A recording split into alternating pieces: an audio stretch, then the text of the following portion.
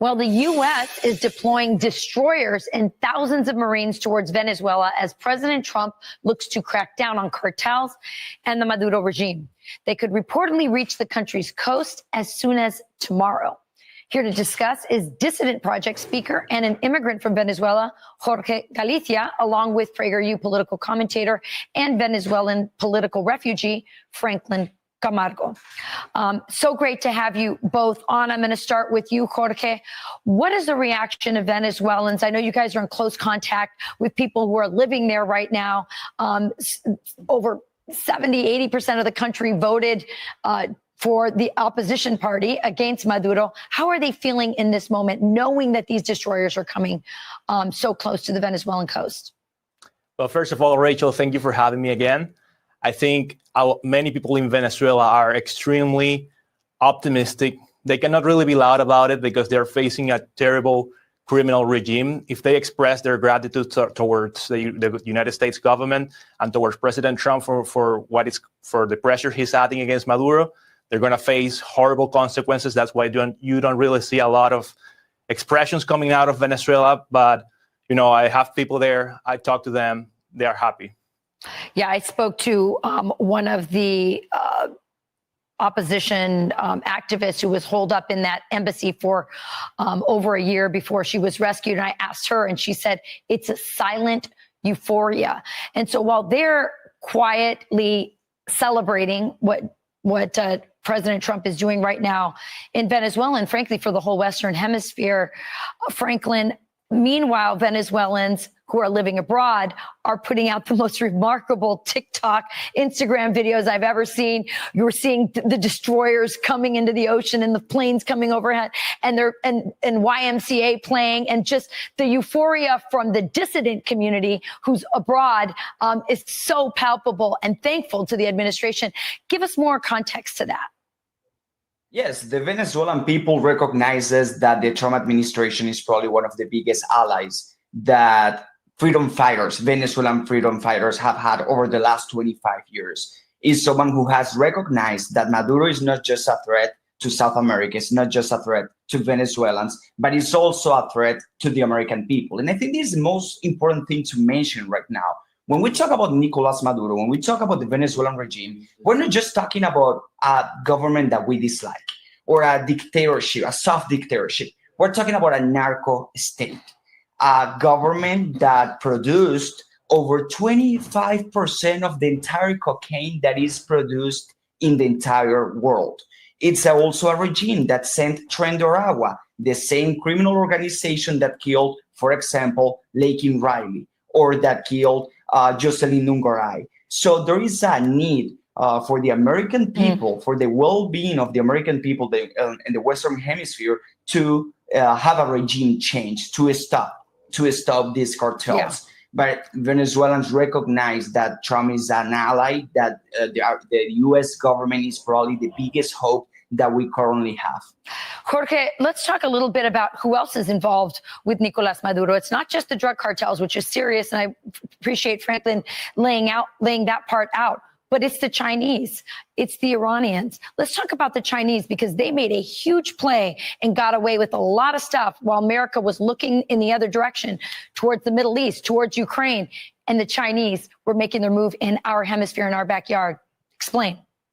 Yeah, definitely China is all involved in Venezuela. I remember when I was there, I once went to a military outpost and I was embarrassed because I saw the Chinese flag waving in this military place where, in a military place in Venezuela, you should only see Venezuelan flags, and that's sure. About it.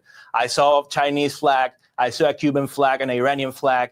That doesn't really make sense. So all of these countries are openly operating in Venezuela to harm American interest in the region. And it's such a good news that President Trump is finally taking notice and acting accordingly to stop this.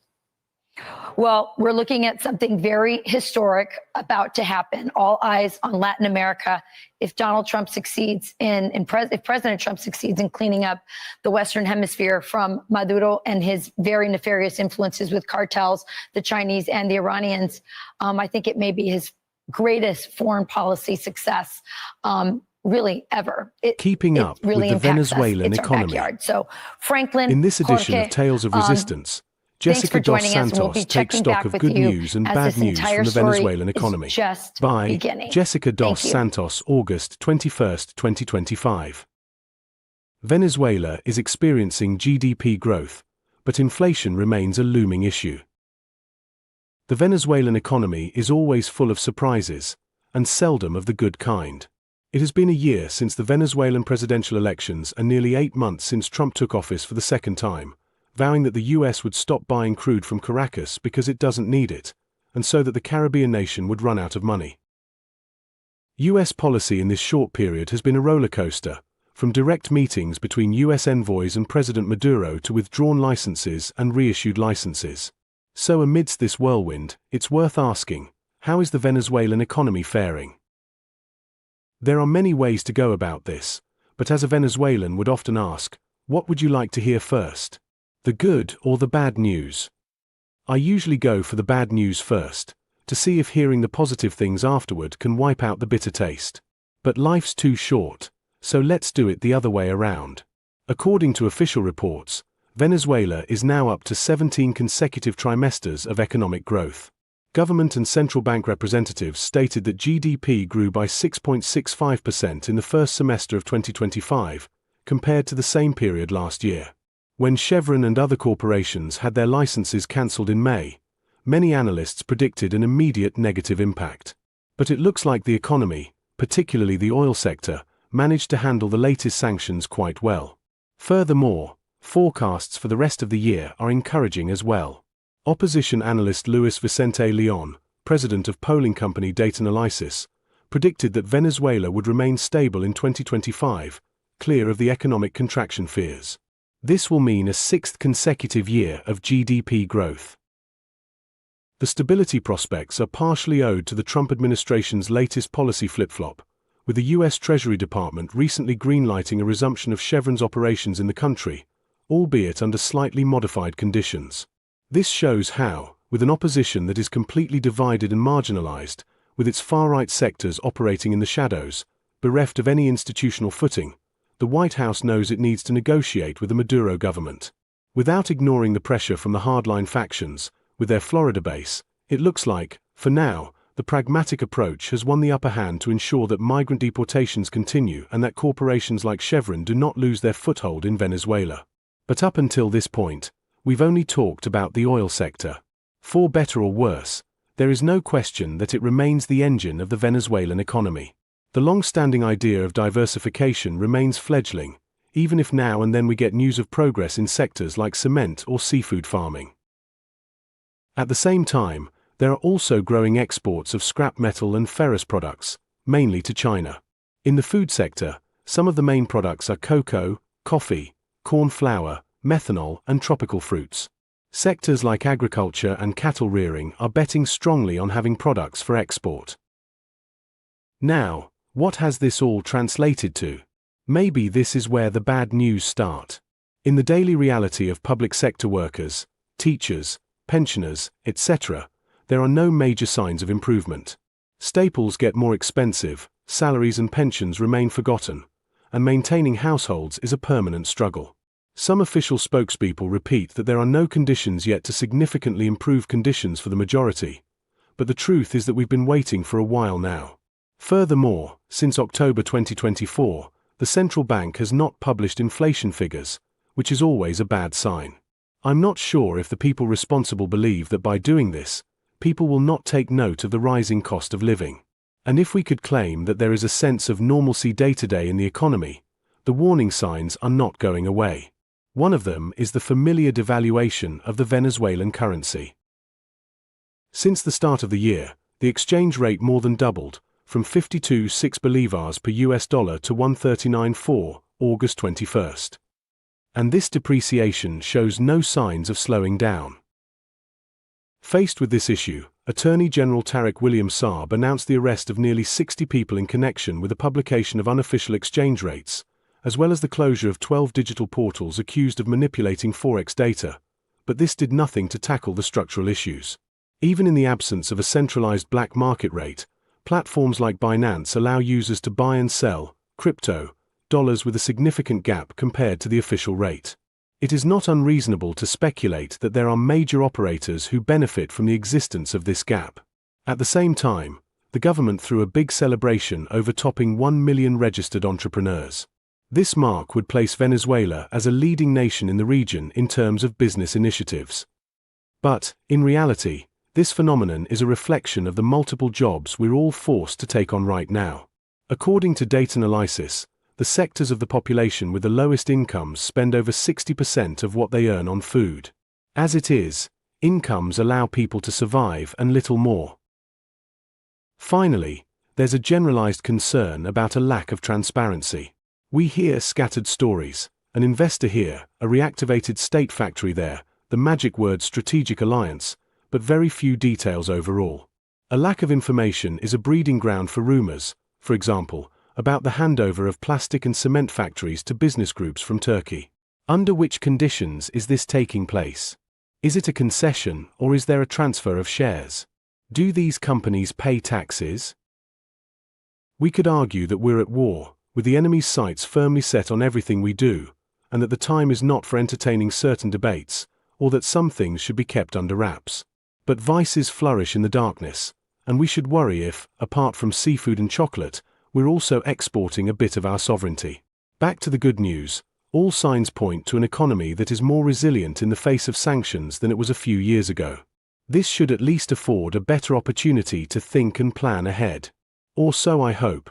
But we cannot lose sight of the ultimate goal, which is improving people's lives, ensuring that this GDP growth represents less precarity and an income that can stretch until the end of the month. The struggle continues. Jessica dos Santos is a Venezuelan university professor, journalist, and writer whose work has appeared in outlets such as RT, Epali CCS Magazine, and Investigation.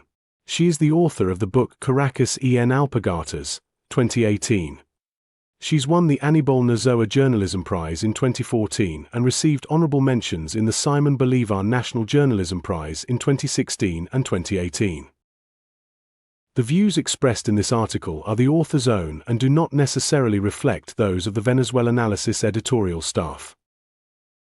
As Jessica dos Santos recently stated on August 21st, the Venezuelan economy is always full of surprises, and seldom of the good kind.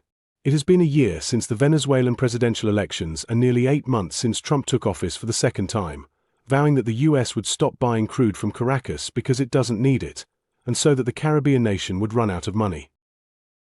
Then came the $50 million bounty on current Venezuelan President Maduro by U.S. Attorneys General, Pam Bondi.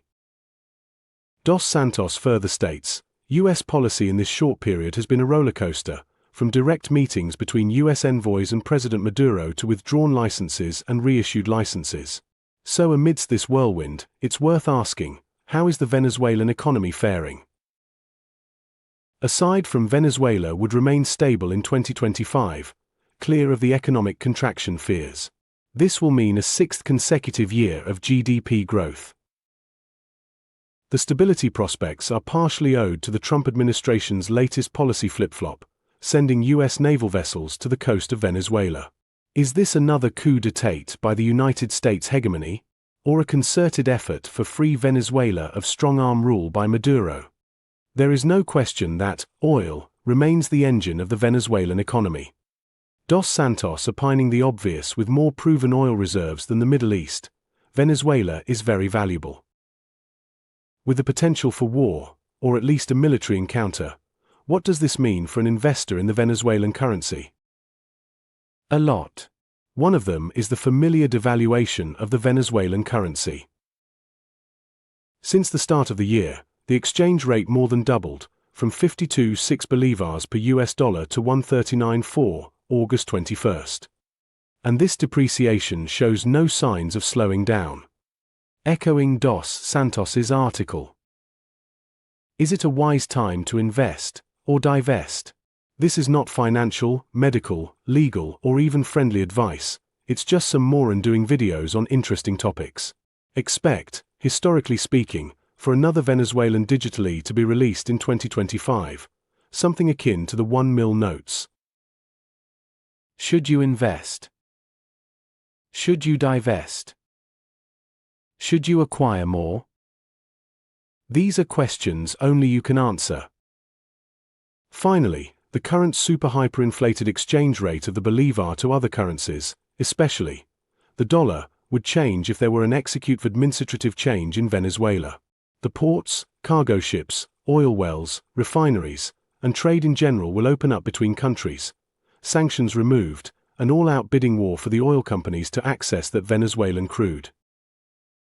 The struggle continues. However, the bang for the buck, quite literally and figuratively, are in essence the foundation of investing in the Bolivar. With any financial investment, there is great risk your ROI, return on investment, may not happen in the next day, week, year, or even decade in some currencies without naming names. So, invest wisely. And keep it to yourself. Thank you for watching. And if you enjoyed the topic and education, please be sure to like this video, subscribe to the channel, and toggle the notification bell for new content. Leave a comment below about your experiences, legal remedies, or something missed in this video or something that we can improve upon. TheFearlessFloydShow.com. Copyright 2025 Floyd Pleasant, Tarvin the